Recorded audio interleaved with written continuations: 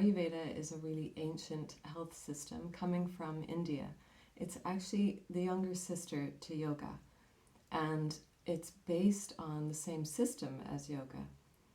So, how it came about was that yoga is technically a spiritual science that would lead us to enlightenment and what yoga would call freedom, which is also Ayurveda's ultimate goal.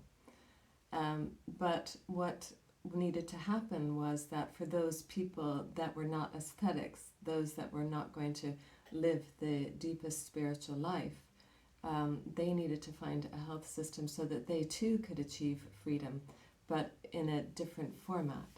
So Ayurveda was slowly developed, and so much more came out of it that it's still popular in the modern day.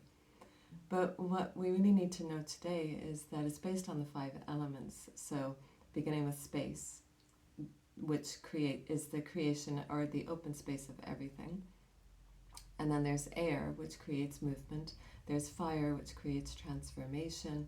There's water, which creates cohesion. And then there's earth, which is our stability. So those 5 elements are in all things in this world. And they're just in different varying degrees.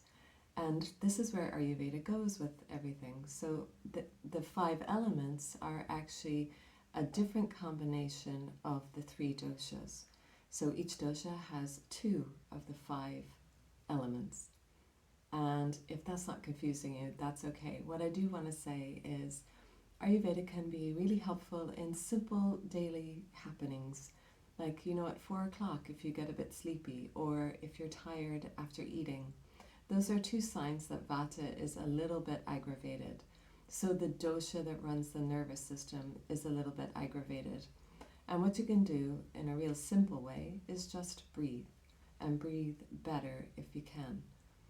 So at 4 o'clock I do sometimes get that afternoon slump because I get up super early.